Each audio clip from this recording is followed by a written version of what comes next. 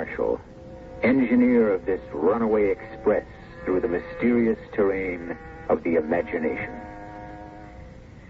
Our fancies are only memories which are divorced from the discipline of space and time, according to the poet. And what does that mean?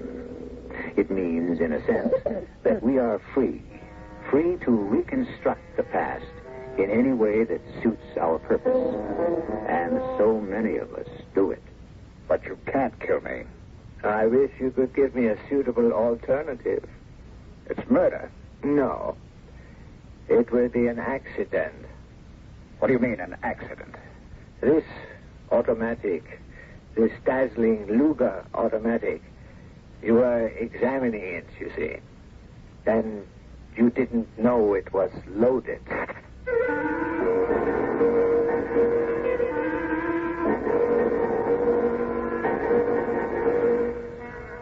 Our mystery drama, The Memory Killers, was written especially for the Mystery Theater by Sam Dann and stars Ralph Bell. It is sponsored in part by Buick Motor Division and Anheuser-Busch Incorporated, Brewers of Budweiser. I'll be back shortly with Act One. Now, People's year-end double issue is here with the 25 most intriguing people of the year. From Betty Ford to Dolly Parton, from Woody to Cher, Patty Hearst to Jerry Brown. They're all here in this special double issue of People, the winners and losers of 75, and people to watch for in 76. Jacqueline Streisand, Katharine Hepburn, and Audrey, too. Doris Day and Rudolph Nureyev, plus a squad of Olympic hopefuls and a line of first ladies in waiting. It's the biggest, most exciting issue of People ever. Pick up a copy today.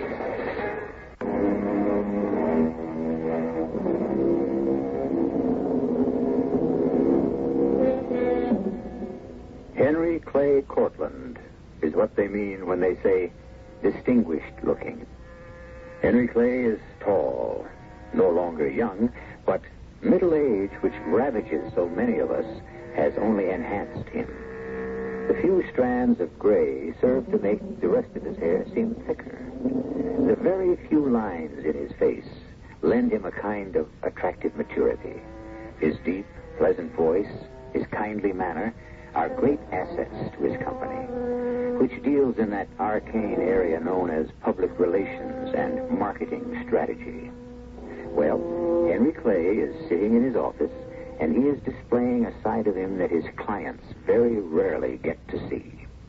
Tell me why I'm being pessimistic, George. I didn't say you were being pessimistic. I said you were being unduly pessimistic. I think I'm the only one around here who's facing reality. Henry, we have this new account. What new account? The Dutchman. They're not Dutch, they're German. What's the difference? It's a fortune. And we don't have them as an account. Not yet. They want you to come over and sign a contract, don't they? No. If you read the letter, you'll see. I did read the letter. They want me to come over and sell them on the idea of letting us handle their American marketing strategy. Same thing, Henry. Once you get there, once you get a clear shot at the client, it's in the bag. We're going to have to make a major effort to land these people. Henry, when are you leaving for Munich? Oh, I have to remind you, George, these are not the best of times. It's worth $1 million clear the very first year. And from there, the sky's the limit. Well, you gotta go for it. The long bomb, the big play, we're rolling the dice, partner. I know. 3 years ago, we're sitting pretty. Then a scandal hits Continental Engines, and poof, they're out of it. Jolison Wire and Cable collapses. Everybody else starts pulling in their horns. That's why we need those Belgians. Germans. Whatever. Neues Welt, is that how you say it? Neues Welt. All right. New World. That's close enough. They got products that don't quit. They got everything from sports cars to diapers. Yes. I'm not sure I want to go back to Germany. Back? When were you ever there? During the war. The war, for crying out loud. Henry, that's 100 years ago. Forget it. You're right. I have to bring this off. They're a logical client for us. We're a logical agency for them. We know it, they know it. We need each other. So? So I'm going. I'll leave tonight. That's my man. I really didn't understand my reluctance. Neues Welt was made to order for us. And actually, they had sought us out. And we needed them. And so, why wasn't I jumping up and down with joy at the opportunity? Well, the truth is, I'm not by nature a man who jumps up and down with joy. But I could have shown a little more enthusiasm. I asked the question, but I have no idea of the answer. I think I really don't know myself very well. I'm 54 years old, and it seems that I learn more about myself every day. Won't you sit down, Mr. Cortland? Thank you, Frau Volker. Your German is flawless. Oh, thank you again. But your facts are incorrect. Oh? I am not Frau Volker. I am Fräulein Volker. Oh, I'm sorry. Does an unmarried woman always move you to sorrow, Mr. Cortland?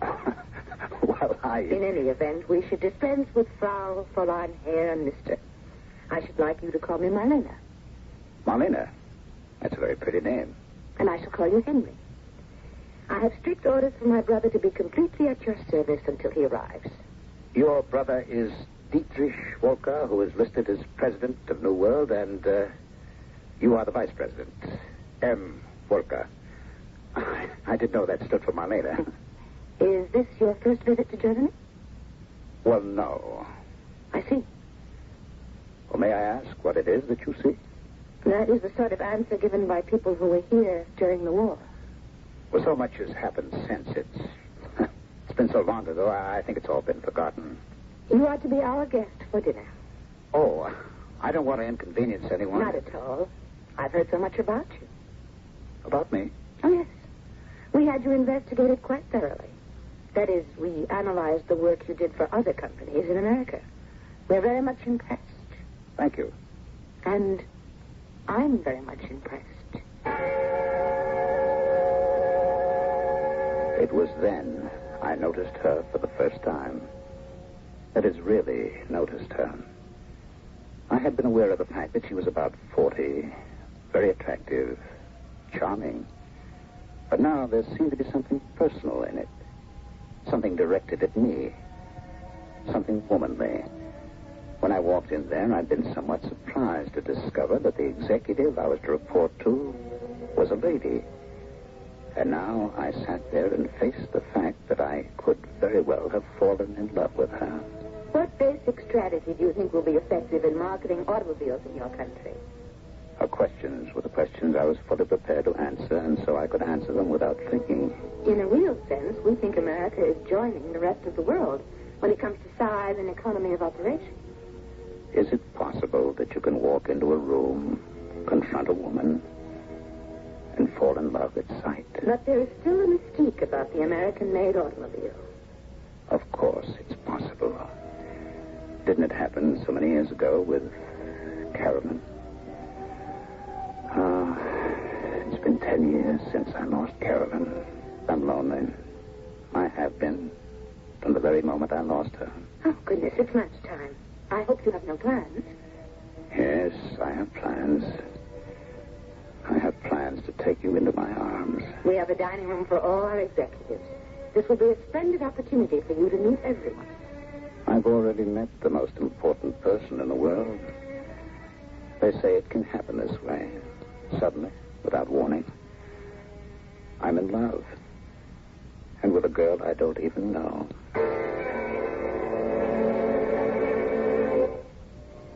You can see the entire city from here. Of course, it's been considerably rebuilt. Yes. That's right. You said you had been here during the war. Were you in Munich? Well, I was over Munich. Oh, you were a flyer. I was. Flight crew. I remember. I was just a child. We would hear the sirens, and there would be the desperate surge to the shelters. It was...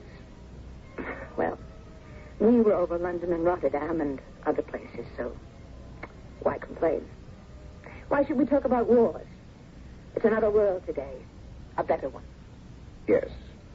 I complimented you on your German, and everyone here is amazed that you speak it so well. Where did you learn? In college. Ah, but you have an ease, a kind of flow that can't be picked up through formal study. You acquire it through conversation. Were you a prisoner? How did you know? You were a flyer, so I could assume you were shot down. Well, not all flyers were shot down. I could be wrong. But I also recognize that your German is, well, it's dated. Dated? Well, it's the same with English. Style and pronunciation and idiomatic things change. Now, couldn't you tell immediately if someone was using the kind of English spoken 30 or 40 years ago? Well, if somebody said hubba hubba, I guess I would. I remember that. I was a little girl, and this big American soldier gave me a stick of chewing gum, and he said, hubba hubba. I could never find out what it meant. Well, neither could I. So, you were a prisoner? Yes. Where? Well, somewhere around the Baltic, and I had to serve as interpreter. Well, if you're finished with your coffee, I should like to have you meet some of our local marketing people.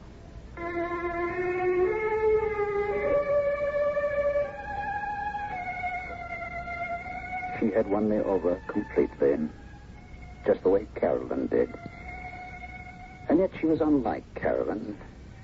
She was blonde and bright, while Carolyn was dark and subdued.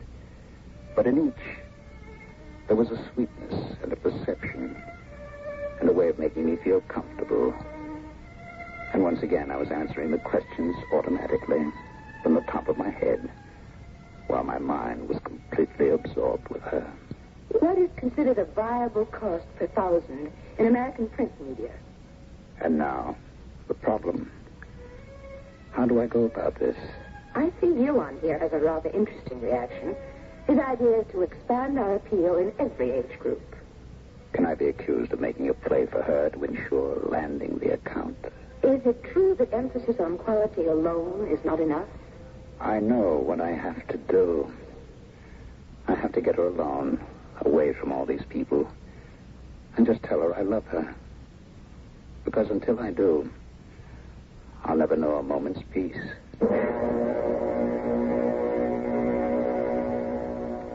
We had a message while we were out at lunch.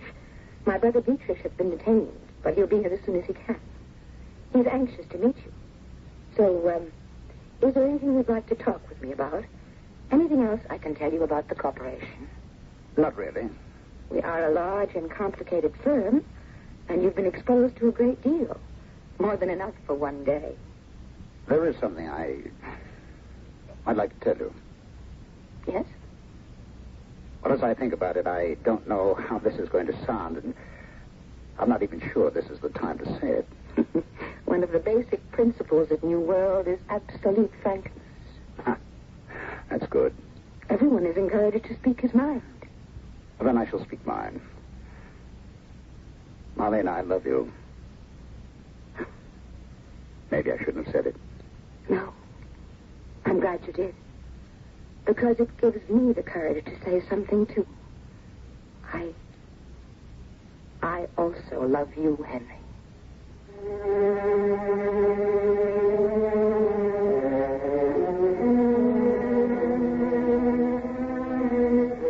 And that's how it can happen. One day, without any warning whatsoever, in a strange country, a woman he doesn't even know. I love you is generally what people say at the end of a story. But in ours, why does this declaration of love occur at the beginning? Well, you know what they say about the course of true love. I shall return with Act 2 in just a few moments.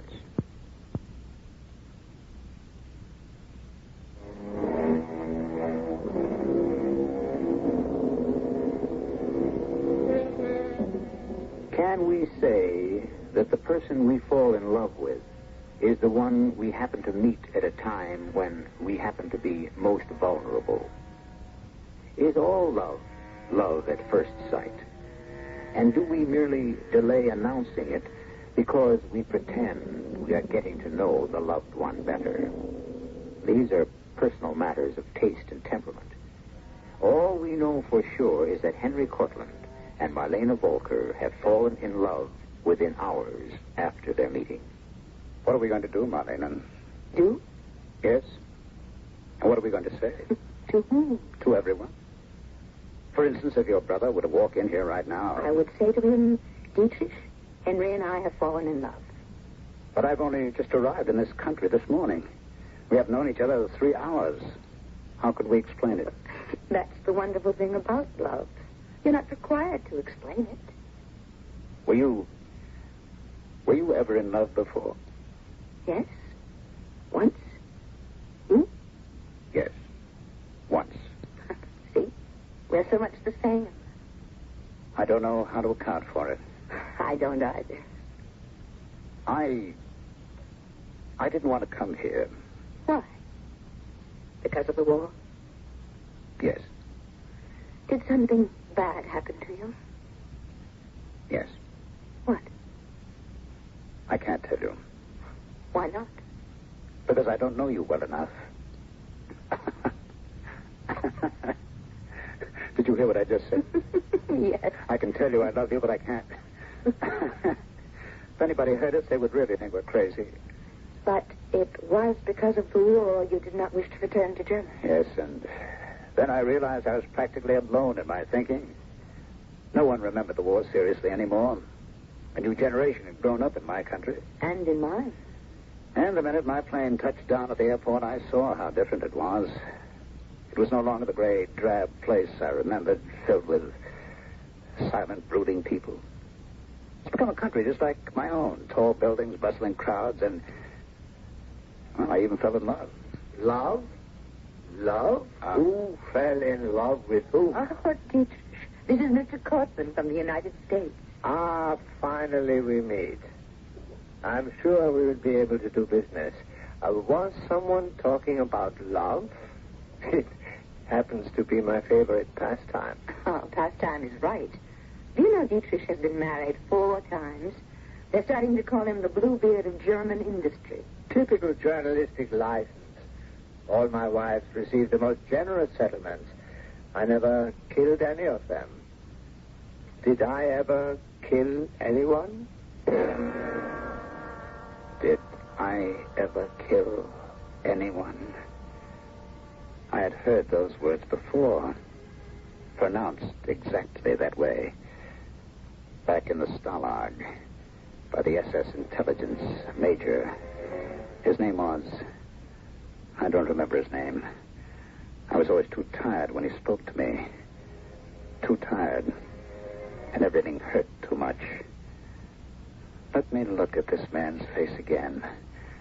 Let me listen to his voice. Let me concentrate. What are you saying, Marlene? I'm saying we're in love. Who is? Henry and I. We are in love. But he just... We both know everything you're going to say. We know how it sounds. It sounds marvelous. Then you don't think we're crazy? Henry, Marlena, what has happened to the two of you? That sudden, spontaneous recognition of love. One sees a face, and instantly one is overwhelmed. I've been seeking this all my life. I've never found it. Volker. Major Volker. Was that his name? Is this his face? Yes, it must be. It has to be. The way he just said, did I ever kill anyone?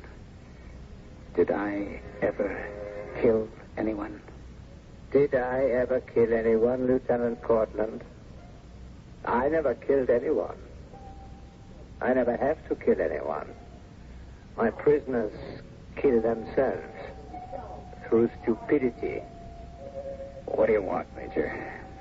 A German officer in this camp is an American agent. Who? You know him. Who? I don't know what you're talking about. I just have to get some sleep. Tell us his name, and you can sleep. Plenty of time for sleep. A man can die, but he doesn't get sleep. You're killing me. No. No. You are only killing yourself.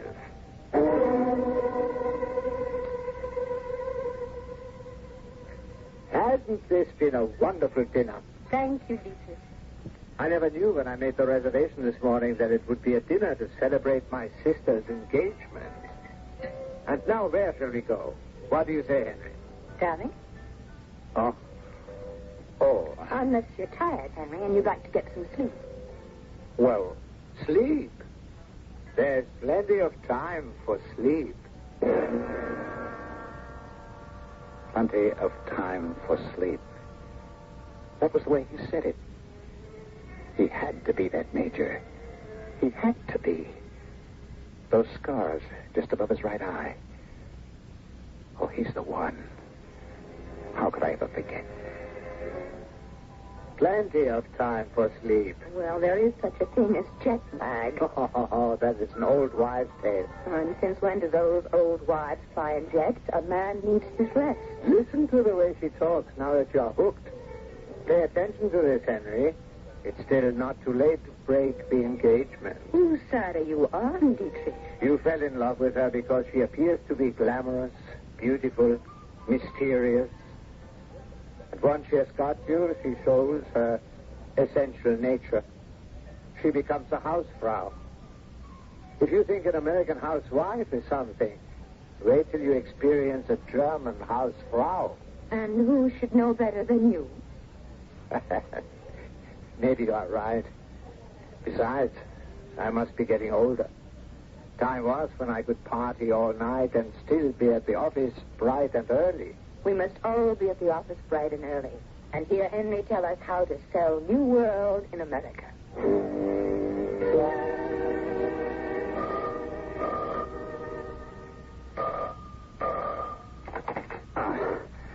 Hello? Henry. George. You know what time it is here? Yeah, well, I can't help it. I have to know how things are going. George, I've got to get some rest. Look, I'm nervous. About what? Everybody knows we're pitching this account at New World. And if we don't get it, it's going to look like we... I understand. What you did was tell everyone we had the account. Well, Henry... And so now we can't afford to lose it, huh? Okay, so I was hasty. I made a mistake. Henry, we must have that account. We gotta have it. All right. All right, goodbye. We must have that account. We must. I was dreaming before that phone rang. What was I dreaming about? Or was I dreaming? Am I living through it again? Are we there again? Back there in that damp, stinking cellar in the Stalag. Are we back there? Frank and I? Back there?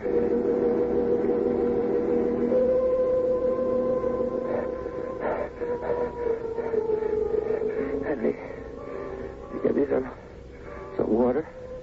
I can't, Frank, I can't. They don't let us have anything unless we get it. Forget it. It doesn't matter anyhow. I'm as good as dead. Oh, no, Frank. Bad as dead. Let me put my jacket over you. No. You're freeze to death. Try to sleep, Frank. Maybe rest will help you. I can't sleep, Henry. I'm too busted up inside. I didn't tell him anything.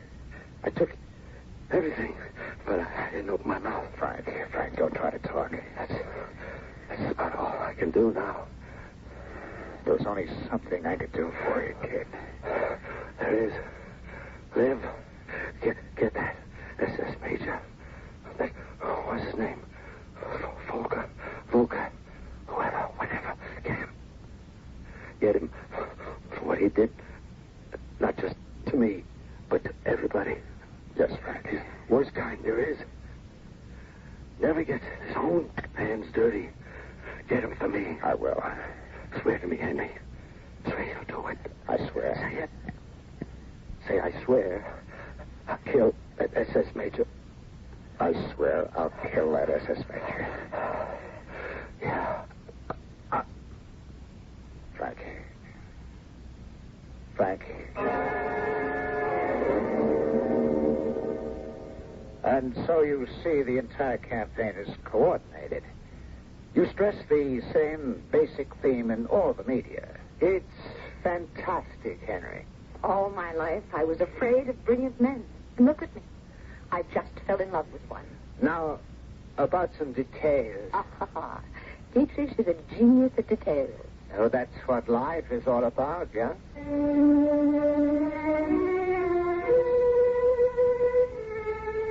He was talking to me, and I must have been answering him because what he wanted to know was stuff I could discuss in my sleep. And someone else was talking to me, too. Someone else. A very dirty, bloodied man who was lying on a filthy floor in a prison camp. Kill him, Henry. Kill him? You swore you'd kill him. How can I kill him? Shoot him. Stab him. Strangle him. Does it matter? Kill him. But the war is over. So what? How could I explain a thing like that? Tell everybody what happened. But it's another world now. Nobody remembers. Nobody cares. You swore you'd kill him. I'm not even sure he's the one. He's the one. Kill him. No, I can't. You've got to. Kill him for me. You're asking me to throw away my life. I'm asking you to keep your promise. What promise? Something I said when I was black and blue and freezing and starving and half crazy. Kill him. It doesn't matter anymore. It doesn't make any difference anymore. You kill him. Sure, you can say kill him. What have you got to lose? You're dead. He killed me. I can't help that. You have no choice. But I do. I'm sorry, Frank. I'm not a hero. I'm just an average, everyday person. I can't do what these fellows do in books and pictures. I take the world as I find it. I live in the world as it is. Is that supposed to be living? You're dead. Are you better off? I'm beginning to wonder. When they got to work on you, did you tell? Is that why you're still alive? I cannot see a single flaw in this presentation. Then we are to award the account to Mr. Cortland's firm? You mean your future husband isn't entitled to special consideration? Only at home, during business hours. Isn't she the most remarkable woman you have ever met, Henry? Emmett? Darling. The man's in a daze. No wonder. Look what's happened to him. In a single day, he lands a major account and a wife.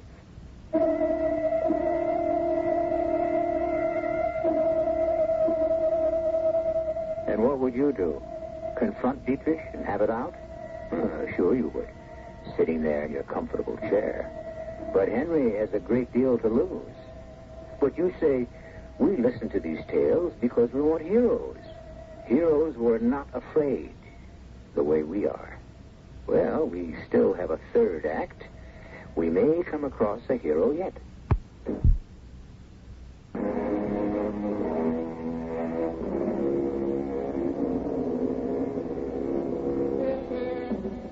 They say heroes are born, not made. And this seems to be true from Henry Clay Cortland's viewpoint. Oh, Henry looks like a hero. He appears to be the kind of person who can certainly take care of himself. But he has a chance for heroics, and evidently he has chosen to turn it down. Something no true-born hero would ever think of doing.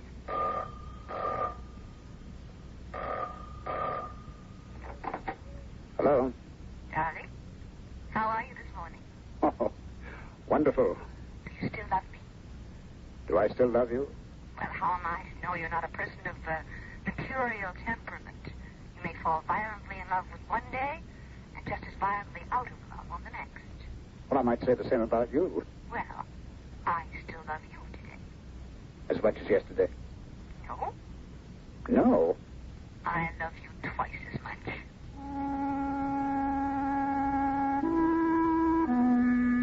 And it was true. We loved each other even more.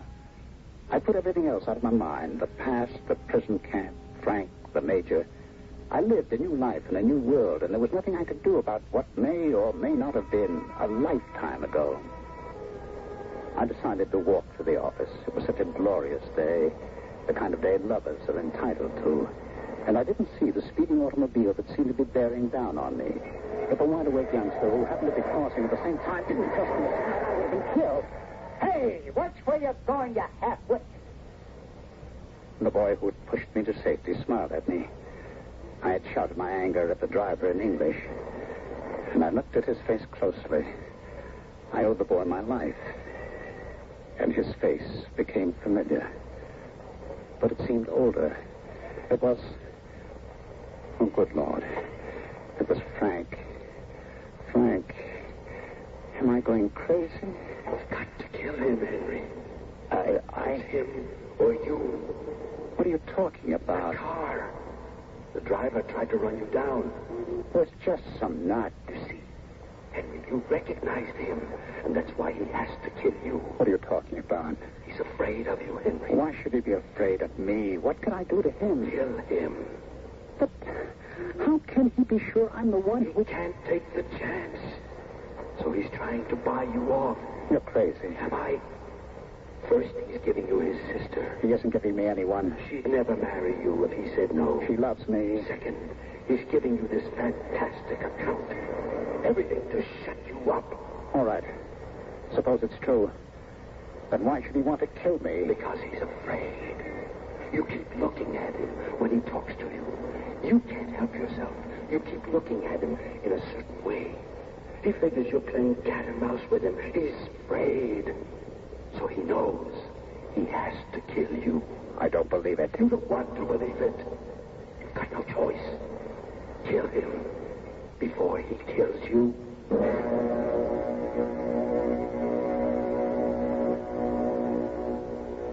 Oh, isn't it beautiful out here? Yes, darling. It reminds me of the mountains back home. Henry, Yes. had you ever met my brother before? Dietrich? Mm-hmm. Well, why do you ask? Well, it could be my imagination. What could be your imagination? Whenever we've all been together, it seems to me that you've been staring at Dietrich. Oh, I wasn't aware that I was staring. But you really didn't ever meet Dietrich, did you? I don't know where I could have. Has he ever been to America? No.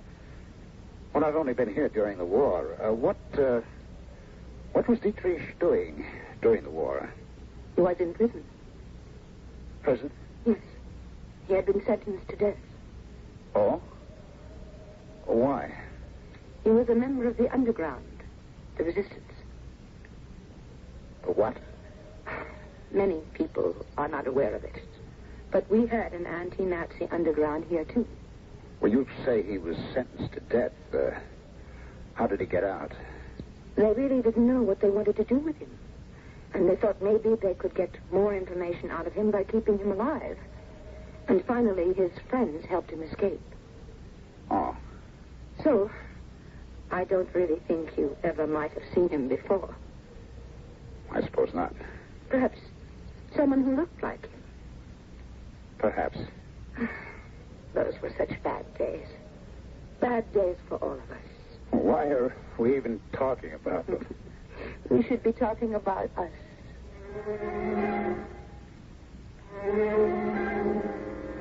I have asked all of you to attend this meeting to become acquainted with Mr. Henry Clay Cortlandt of the United States. And Mr. Cortlandt is not only joining our official family, but he will also be a member of my personal. No, it was not my imagination. He's looking at me. He's looking at my face as if he's trying to read something, tell me something. But what? What? He's trying to make a deal with you, Henry. But don't trust him. Don't trust him. He wants you off guard so he can kill you.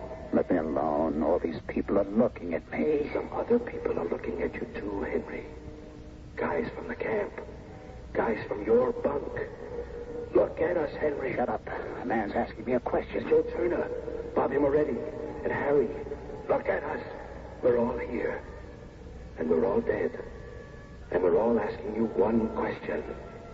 When are you going to kill him? How can I be sure? You don't want to be sure. You want the girl, the money. How can I kill him if I'm not sure? We're sure.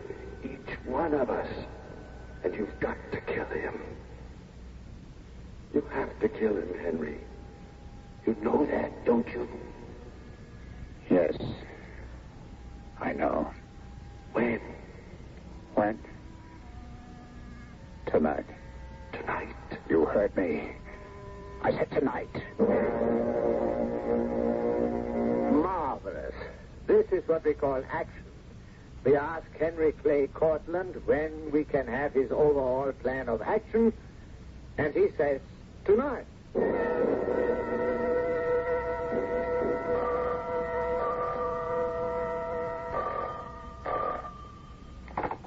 Hello.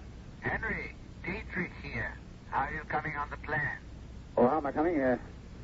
Fine. Why don't I send a limousine over for you and you can work here at my house? Your house? It's more spacious, comfortable, and you and I can chat. Why not?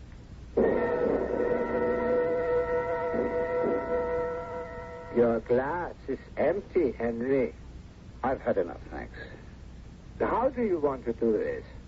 I just sketch out some notes and then have them headlined on charts. I didn't mean that. I meant the other thing. What other thing? You know, Lieutenant Cortland. So it's true. You were this Major Fulka. I'd forgotten. And you were Lieutenant Cortland. I had forgotten, too. Your sister said... Yes, I know. I had to tell her something. After all, she wanted to believe her brother was an underground hero. She was half right, my sister was, and that's because I told her a half-truth. I had been in the underground. Is that so? Oh, yes. And they caught me. And they worked on me. You know how well they could do that. Oh, yes. And so, after a while, I decided to join them. Well, that's all that matters. You became one of them. You were one of them. No human being can hold out against clever and controlled torture. I did. No, you did not.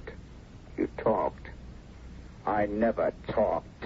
You told us how to uncover the agent. How could I? I didn't know. But you told us who among your comrades could tell us. Frank Watkins. I never... Oh, yes. You didn't know, but at the end you screamed and shouted his name. Actually, it didn't matter because, you see, he was already dead and of no use to us. And now? And now there's only this way out. I will have to kill you. Not if I can kill you first. But I have the opportunity, while you don't. My Luger automatic, an intricate and sophisticated weapon. In all the years I have owned this gun, it has never taken a life. Well, there is the first time for everything. You're going to kill me. Oh, yes. It's murder. How do you propose to get away with it? It will not be murder. What will it be? An accident. Two old soldiers get together over a glass of wine. We talk about weapons. You ask to see my Luger. You examine it. Unfortunately, there is a round in the chamber. Neat? Very neat. I'm sorry it has to be this way. But you would tolerate no other ending. I don't intend to sit here and let you kill me. I'm afraid there's nothing you can do. Oh, yes. Drop it. Come on, drop it. Drop it. You are a dead man. Drop it now. I can have you killed anywhere in this country. All I have to do is... Well, I guess you will have the last word after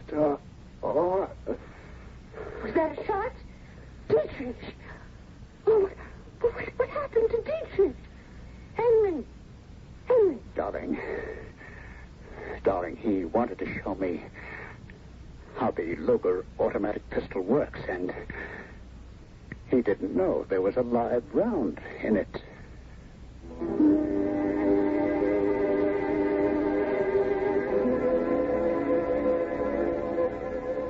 How much did Marlena hear before she came into the room?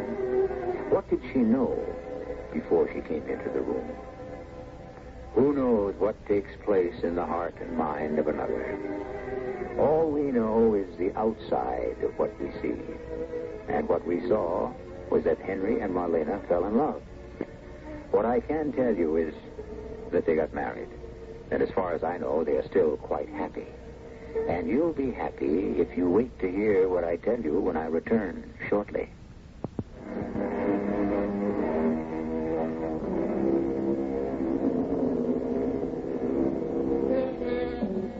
Who were Dietrich Volker and Henry Clay Cortland?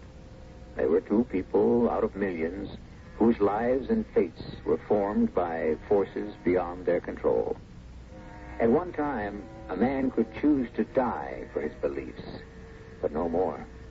There are ways to make all of us see another light, a different light. But here, we have the same light 7 times each week, and you are invited to bask in the glow. Our cast included Ralph Bell, Patricia Wheel, Robert Dryden, and Nat Poland. The entire production was under the direction of Hyman Brown.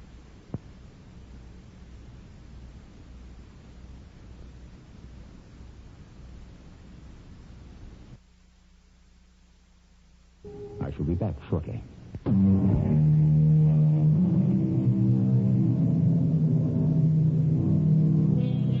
In an effort to interpret ourselves to ourselves, I offer you the words of a Roman poet named Catullus, who lived 2,000 years ago. I hate and I love. Why I do so, I do not know, but I feel it, and I am in torment. Perhaps when we comprehend a little better our own torment, we will better understand the torment of others, and in consequence be a little kinder to one another. Is that not possible? I leave it up to you. Our cast included Kristoffer Tabori, Teri, Keane, Russell Horton, and John Beal. The entire production was under the direction of Hyman Brown. This is E.G. Marshall inviting you to return to our Mystery Theater for another adventure in the macabre. Until next time, pleasant dreams.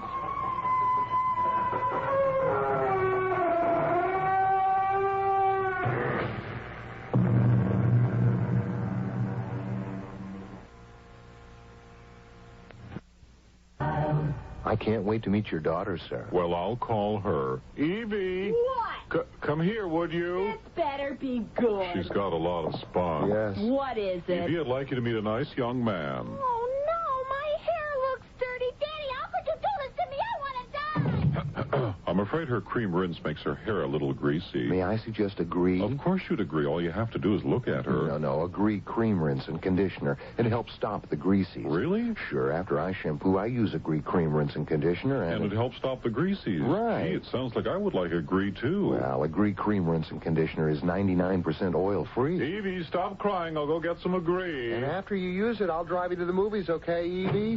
No. Why not? Because you got a creepy car. What? It's a brown station wagon. I hate station Some conditioners contain oils that can cause the greasies, but Agree Cream Rinse and Conditioner is 99% oil-free. And try Agree Shampoo. It helps stop the greasies, too. I'm glad you decided to come to the movie. Your hair looks great. Thank you. And I love your station wagon.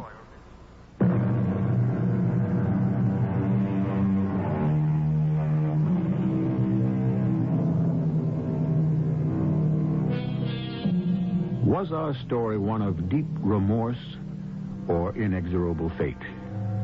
I don't know. I leave you only with another quote from Omar Khayyam. The moving finger writes, and having writ, moves on. Nor all the piety nor wit shall lure it back to cancel half a line, nor all your tears wash out a word of it. Our cast included Jack Grimes, Belika Gray, Court Benson, and Russell Horton. The entire production was under the direction of Hyman Brown. Mrs. E.G. Marshall inviting you to return to our Mystery Theater for another adventure in the macabre. Until next time, pleasant dreams.